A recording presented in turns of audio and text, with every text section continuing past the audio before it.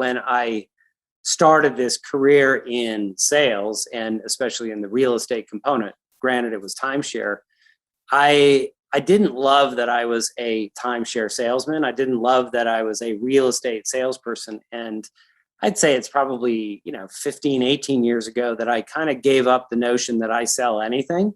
The consultancy component, I feel like I'm a marriage counselor. I'm a psychologist. I'm an architect. I'm a designer. I sort of, and listening really has been, if I was going to advise some young upstart person that's trying to get into the industry, if they could take one word away from this whole conversation we're having, is be a good listener. I mean, listening is absolutely paramount. I see so many people in our industry that talk and talk and talk, and they don't hear what the customer is looking for, and they talk over them, and then all of a sudden they find themselves losing that client. And I think if you can just sit back, relax, let the process sort of go and listen, and then find out, what they're seeking and find it for them, that's where you're going to have your edge. So,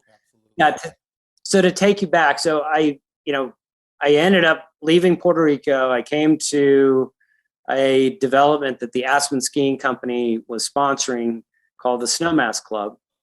It was also fractional, but it was kind of a higher, sort of you could call it timeshare, but it was sort of a much higher end, more sophisticated group. And I was lucky because the Aspen Skiing Company and that team was bringing in the marketing dollars to bring people to the door. And then it was a matter of, having a presentation, talking to them. So my career really started on what I would deem the buyer side of it, and a lot of listening. And then those people said, well, a 1/8 share of a little pocket of Snowmass is good, but I'm kind of interested in something more. And then I moved to this Roaring Fork Club, which was a wonderful private club, fly fishing, golf, dining, tennis, but all these cabins that were sold. Some were whole ownership and some were fractional, 1/8, 1/4.